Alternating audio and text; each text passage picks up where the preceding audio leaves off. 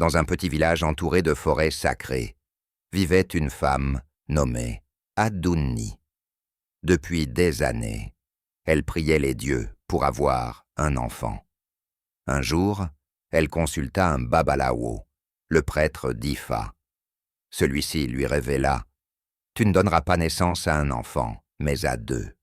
Ces jumeaux porteront un destin grandiose, mais leur chemin sera semé d'épreuves. Prends garde à les élever avec équilibre, car ils seront l'incarnation de la dualité du monde. » Adunni était ravie, mais aussi inquiète.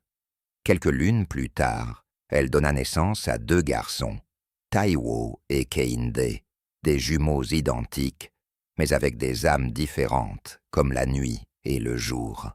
Taiwo était doux et sage.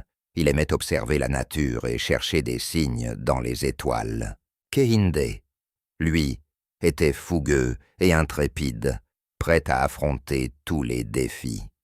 Ensemble, ils étaient inséparables, mais leurs différences devenaient évidentes à mesure qu'ils grandissaient. Un jour, alors qu'ils jouaient près de la forêt, un vieil homme apparaît. Il dit « Vous êtes spéciaux, fils d'Adunni. Prenez cet œil sacré. Il vous guidera dans les moments d'obscurité, mais souvenez-vous, seul un cœur pur peut en comprendre la vérité. » Les jumeaux acceptèrent, sans savoir que cet objet changerait leur destin. En grandissant, Kehinde commença à convoiter le pouvoir de l'œil sacré. Il pensait qu'il pouvait tout voir, tout contrôler. Taiwo, inquiet, essayait de le convaincre de l'utiliser avec sagesse. Mais un jour, leur différend atteignit son paroxysme. Kehinde, furieux, s'éloigna du village, emportant l'œil avec lui. Le village ressentit une grande tristesse. Taiwo se tourna vers les divinités pour demander conseil.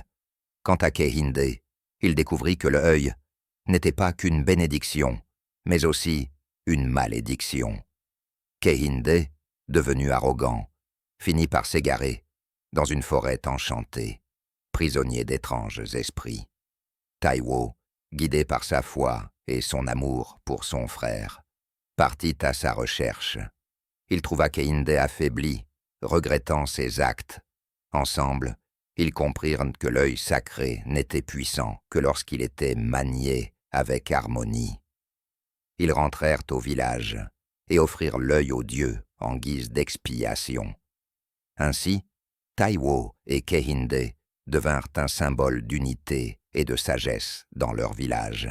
Le conte des jumeaux de l'Ifa nous enseigne que l'équilibre et l'harmonie sont la clé pour affronter les épreuves de la vie. Et n'oubliez pas, les contes portent toujours une leçon pour ceux qui savent écouter. Si vous avez aimé cette histoire, n'oubliez pas de mettre un pouce et de vous abonner. À très bientôt pour une nouvelle histoire au clair de lune.